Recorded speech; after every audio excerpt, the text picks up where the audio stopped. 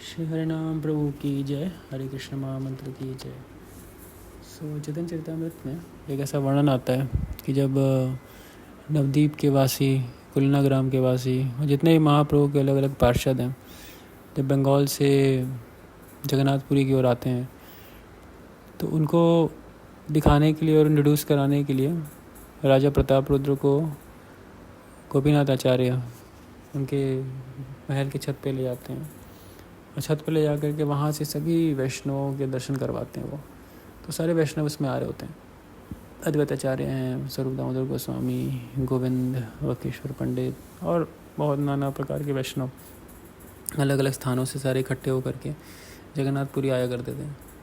तो जब वो प्रवेश कर रहे थे सारे के सारे वैष्णव जगन्नाथपुरी धाम के अंदर, छत से जब देखा इस बात को प्रताप रुद्र ने और एक एक वैष्णव का जब इंट्रोडक्शन सुना उन्होंने, और जो कीर्तन करते हुए आ रहे थे भक्त, उस कीर्तन का एक अलग प्रभाव था राजा प्रताप रुद्र पे, क्योंकि राजा प्रताप रुद्र सुनते थे कीर्तन, उनके यहाँ महलों में मंदिरों में कीर्तन होते थे, लेकिन ये कीर्तन बड़ा ही विशेष था, बहुत ही विशेष था।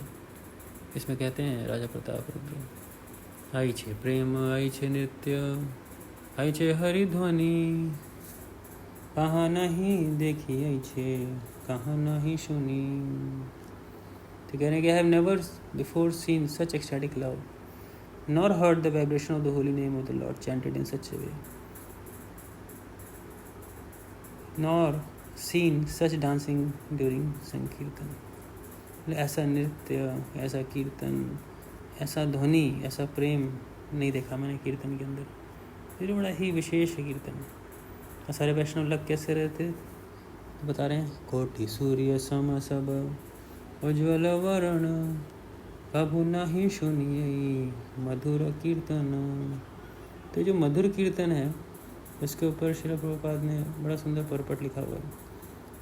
और प्रभुपाद के इस परपट में दिखाते हैं, प्रभुपाद बड़ी इंटरेस्टिंग बात प्रभुपाद बोलते हैं कि there are many professional chanters who can perform congregational chanting with various musical instruments in an artistic and musical way, but their chanting cannot be as attractive as a congregational chanting of pure devotees. If a devotee sticks strictly to the principles governing Vaishnava behavior, his bodily luster will naturally be attractive, and his singing and chanting of the holy name of the Lord will be effective. People will appreciate such kirtan without hesitation. तो प्रभुपाद का कहना है, अगर हम इन सबको ध्यान से रखें तो अपने वैष्णव सदाचार को, नियम को, तो उस कीर्तन का प्रभाव होता है। आखिरी में कहते हैं Prabhupada, students of the international society for Krishna conscious should note these 2 points and try to apply this principles in the spreading of the lord's glories. तो Vaishnava behaviour and regulative principles is very important. तो इसीलिए हम जब साधना भक्ति में होते हैं तो हम साथ ही साथ जप वगैरह आदि सब कुछ करते तो हैं, लेकिन उसके साथ इन नियमों का पालन भी बड़ा आवश्यक होता है, क्योंकि ये नियम हमारे को एम्पावर करते हैं, शक्ति प्रदान करते हैं, ताकि हम भगवान के पवित्र नामों को ले सकें।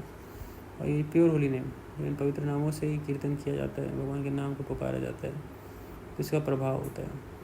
इसी प्रकार से जब हम अपनी एक जप करते हैं और इस जप में मॉर्निंग टाइम में जब हम इस जप को अच्छे से अच्छा करने का प्रयास करते हैं, तो इस पे हम एक चीज़ का ध्यान दे सकते हैं कि अगर हम अच्छे से अपने नियमों का भी पालन कर रहे हैं और साथ ही साथ ध्यानपूर्वक जप कर रहे हैं, तो हम देखेंगे उस जप का पहला तो प्रभाव हमारे ऊपर ही होगा और हमारे को बहुत एक ट्रांसफॉर्मेशनल इफेक्ट दिखेगा, उसका एक बदलाव दिखेगा, एक अलग प्रकार का फीलिंग रहेगा। और साथ ही साथ जब वो चीज़ प्रचार में जाएगी तो उसका भी एक अलग ही प्रभाव होता है। तो इसलिए बहुत इंपॉर्टेंट है इन रेगुलेटिव प्रिंसिपल्स को भी इम्पोर्टेंट तरीके से पालन करना और साथ ही साथ भगवान के नाम का कीर्तन करना। श्री हरि नाम प्रभु की जय, हरे कृष्ण महामंत्र की जय।